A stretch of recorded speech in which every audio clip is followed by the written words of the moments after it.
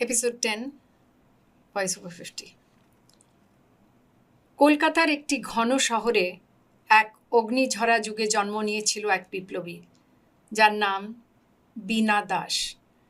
এক কিশোরী যিনি শৈশব থেকেই দেখেছিলেন দেশের প্রতি ইংরেজদের অত্যাচারের জঘন্যতা। যে দেশ স্বাধীনতার জন্য প্রস্তুত ছিল, বীণার মনে দৃঢ় সংকল্প গড়ে উঠেছিল যে কোনো মূল্যে তাকে মুক্ত করতে হবে। ভিউ 51। 1932 সালের 6ই ফেব্রুয়ারি, যখন ভারতবর্ষে দমন পীড়নের চূড়ান্ত পর্যায়ে ছিল, তখন বীণা দাস একটি সাহসী সিদ্ধান্ত নেন।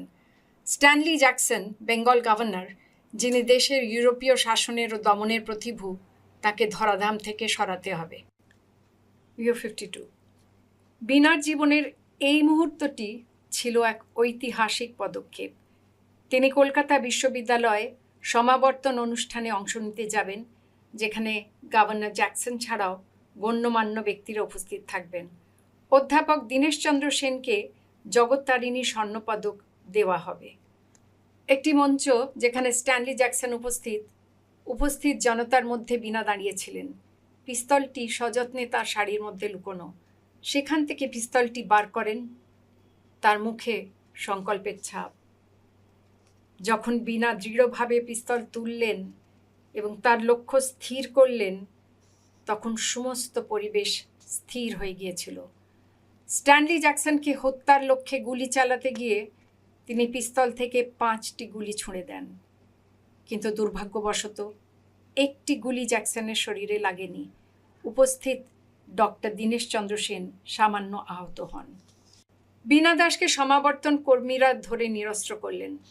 তাকে পুলিশ এসে গ্রেপ্তার করল, কিন্তু বীণা নির্ভয় বিনা প্রতিবাদে আত্মসমর্পণ করলেন। বিচারে বীণার 9 বছরের জেল হয়। তার সাহসী প্রচেষ্টা সফল হয়নি, তবে তার দৃঢ়তা, অপরিসীম সাহস এবং দেশপ্রেমের অটুট সংকল্প ইতিহাসে লেখা থাকবে।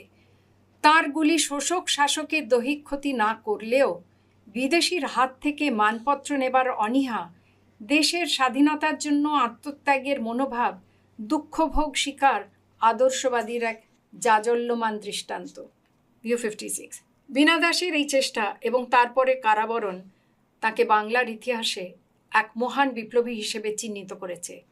তার এই প্রতিরোধের অগ্নিসংযোগ দেশবাসীকে জানিয়ে দিয়েছিল যে একমাত্র সংগ্রামের মাধ্যমেই স্বাধীনতা অর্জন সম্ভব।